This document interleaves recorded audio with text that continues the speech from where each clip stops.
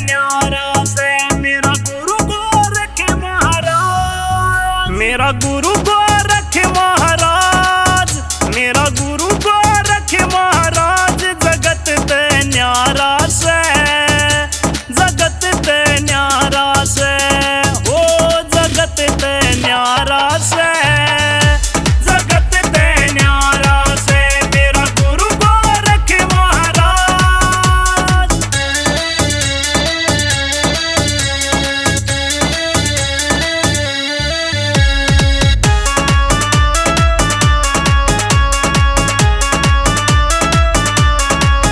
ओ भगमा बाणा कानन कुंडल पूजा करे सारा भूमंडल, ओ भगमा बाणा कानन कुंडल पूजा करे सारा भूमंडल। यो ऊंचे टीले बाबा, यो ऊंचे टीले बाबा के आसन लार्या से, के आसन लार्या से मेरा गुरु गोरख महाराज।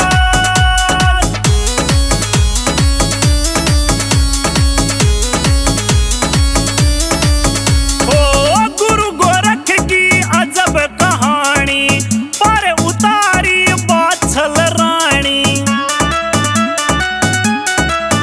ओ गुरु गोरख की अजब कहानी पर उतारी बाछल रानी। दिया बेटे का वरदान, दिया बेटे का वरदान जगत में छाया से, जगत में छाया से मेरा गुरु गोरख महाराज।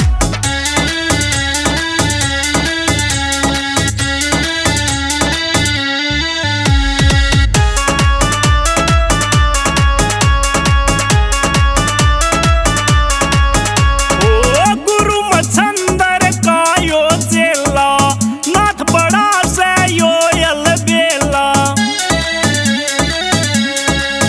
ओ गुरु मच्छंदर का यो चेला, नाथ बड़ा से यो अलबेला। ओ दीन दुखी के बाबा, ओ दीन दुखी के बाबा यो कष्ट मिटार्या से, यो कष्ट मिटार्या से मेरा गुरु गोरख महाराज।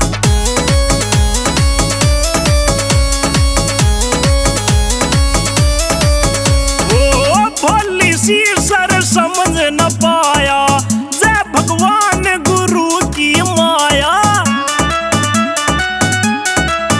ओ भोली सी सर समझ न पाया, जय भगवान गुरु की माया। सुनी सुनाई बात, हो या सुनी सुनाई बात सभा में